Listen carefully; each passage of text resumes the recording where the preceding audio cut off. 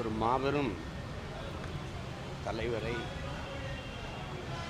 ஒரு மகத்தான மாமனிதரை இந்த நாடு இழந்திருக்கிறது. இந்த நாடு அடிமைப்பட்டு கிடக்கும்போது விடுதலைக்காக போராடிய வீர இளைஞர்களில் ஒருவர். எண்ணற்ற அடக்குமுறை, ஒடுக்குமுறை எல்லாவற்றையும் கடந்து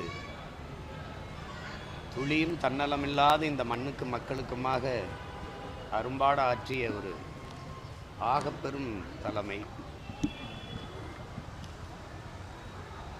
எங்களை போன்ற பிள்ளைகள் முன்னெடுத்த போராட்டங்களில் கூட இந்த தலைமுறை பிள்ளைகளோடும் போராட்டங்களில் பங்கேற்ற பெருந்தகை.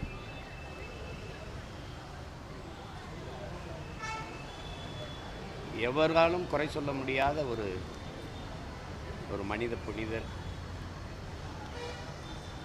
அவர் இந்த நம்மோடு இல்லை என்பதை நினைக்கும்போது மிகுந்த மன வலியாக இருக்கிறது.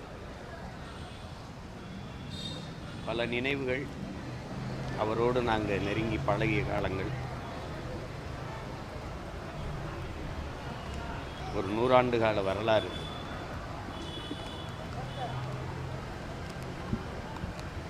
ஒரு தலைவன் இப்படி இருக்கணும், எளிமையாக, நேர்மையாக, தூய்மையாக ஒரு தலைவன் இப்படி இருக்கணுங்கிறதுக்கு ஒரு சான்று.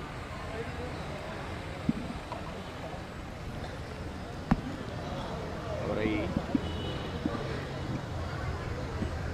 இன்னைக்கு இழந்திருக்கோன்னு நினைக்கும் போது ரொம்ப மன வேதனையாக இருக்கு. ஐயா நல்லக்கண்ணு அவர்களை இழந்திருக்கிற குடும்பத்தார், அவரை அன்பு கொண்டு நேசித்த தமிழ் சமூகம், அவர் சார்ந்திருந்த இந்திய கம்யூனிஸ்ட் கட்சியினுடைய தோழர்கள் எல்லோருக்கும் என்னுடைய ஆறுதல். மகத்தான தலைவனுக்கு என்னுடைய புகழ் வணக்கத்தை செலுத்துகிறேன்.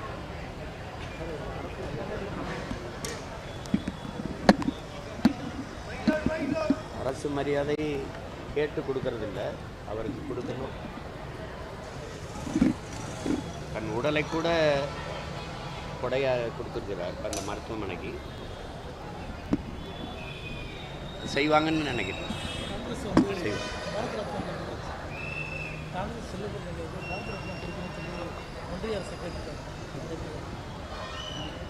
கொடுக்கணும். நாட்டு விடுதலைக்காக போராடியவர் கொடுக்கணும்.